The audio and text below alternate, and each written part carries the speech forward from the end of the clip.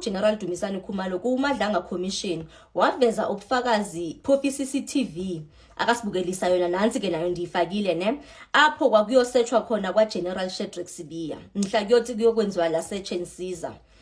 Bathi xa belapho kwavela iToyota Hilux leni ibona eme apha egeyitini nakho lo General Sibiya ngiyambona eyongena kuyo lo veni leyo. Bathi xa beyiprofile le veni yaveza iowner ownwa ngubani. Iowner nguStuart nguJames nguSkanika, I think isename yakhe if not mistaken. Nguye lo vule icase evulela bani evulela uGeneral Dumisani Khumalo.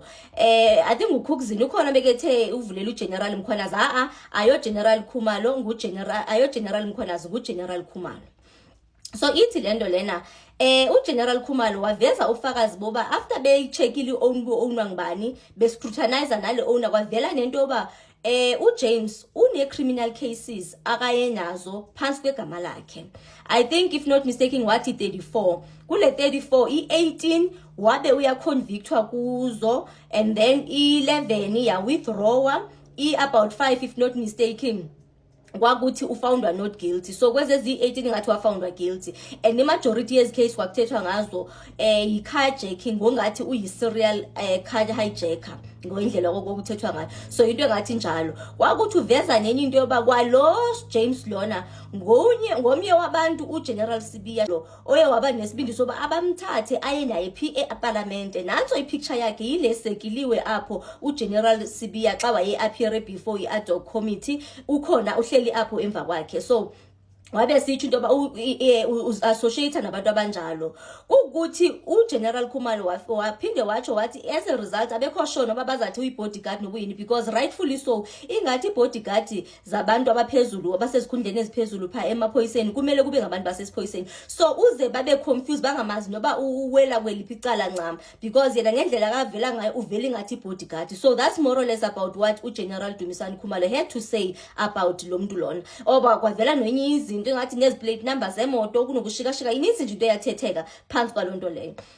So ke ngoku waya yena ku Newsroom Africa I think last week if not mistaken ezami yo dispute izinto bezithethwe nguGeneral Dumisani Khumalo ngongathi uyamangala into yoba kutheni uGeneral Khumalo ezakwenza ngathi akamazi ukuthi wayeke wadibana naye nase officeini kaGeneral Sibiya wililiwelele enze ngathi uzi-impersonator njengathi umuntu wasesiphoyiseni uyamazi into bakekho sesiphoyiseni nani kungasi ukuthi uGeneral Khumalo uthe usesiphoyiseni okanye but wayiveza nje ngoba nathi xa simbona ngathi uyibody nabani xa umbona uzambona ngathi ibodyguard because uthanda ukuma napha emva ko General Sibiya nalapha e-ad hoc committee niyambona ebehlele emva ko General Sibiya. So if then wavela dispute ke ngilonto kunini last week ku Newsroom Africa into yoba yena ingathi akaso bodyguard ka General Sibiya. Ithi into xa engathi akayo bodyguard ka General Sibiya ebefunani eParliament. That's very risky.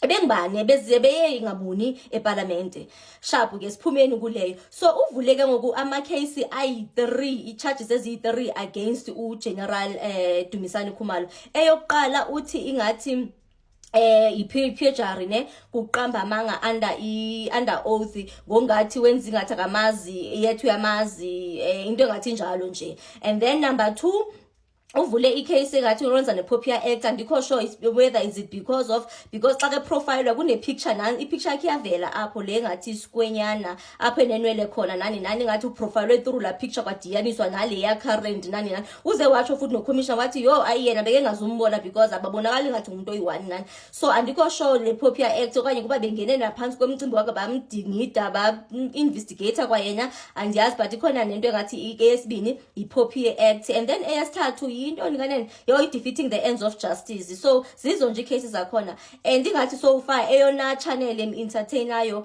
iNewsroom Africa so far abengekaboni ke but it's just that it's busy wethu asinaxesha lokubukelana nento zentsambatheko so that's just about it. So kona mosiyakhumbula no General Mkhwanazi wayechilo wathi bazamane bevulela nama case nani.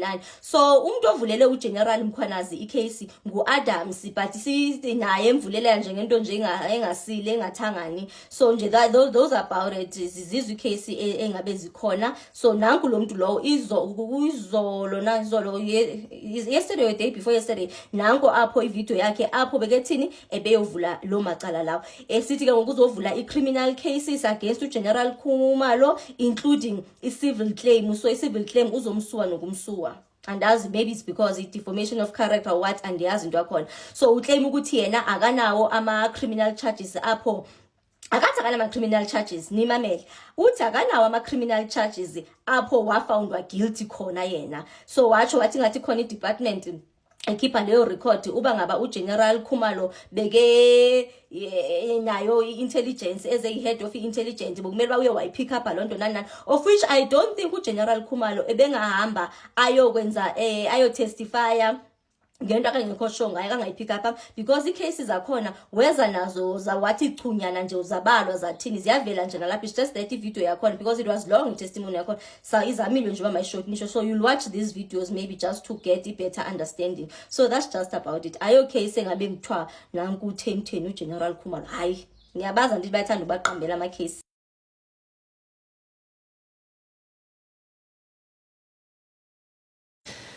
Now, you've already stated that you dispute the evidence that has been submitted at the Madlanga inquiry about you. Can I just ask, on what grounds do you dispute this? On what grounds do you say that what General Khumalo said about you is incorrect and defamatory? So I'd started at the point where, for number one, he says that I impersonated a protector when I appeared in the ad hoc committee seated behind General Shadrack Sibiya. And he says that SAPS members are protected by SAPS protectors. And he doesn't understand why I was there, and it seemed like I was pretending or impersonating a SAPS officer. Right. Which was extremely shocking because Lieutenant General Khumalo knows me, and he knows me well. And he was introduced to me by Lieutenant Shadrack Sibiya, Lieutenant General Shadrack Sibiya, in his office. So for him to come out and display the notion that he doesn't know who I am and what I was doing there is totally absurd and misleading. And that was the first red flag for me when he mentioned that. See papers in hand, documents, you are ready to lay those charges, but talk to us about those charges. What exactly are you coming to the police station for, and what are you accusing General Khumalo of? Number one, we've got to start with the lies that he put on record, that I've been convicted of 18 hijackings. I haven't been convicted of one hijacking in my life. I've got my records from the LCRC just down the road.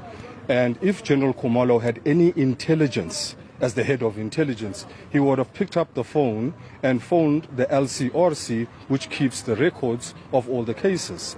Simply because he hasn't done that and he's misled the commission by lying under oath, we felt compelled to charge him.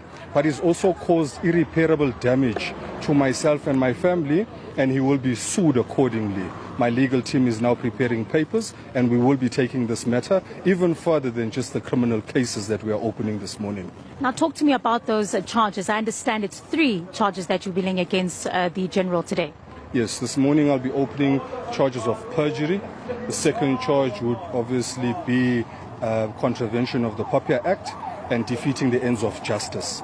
Once my legal team had gone through his statements and his affidavits, we carefully studied what he testified on the day and the information that he presented at the Madlanga Commission, and we felt fit to raise these 3 matters criminally, as well as we are now preparing to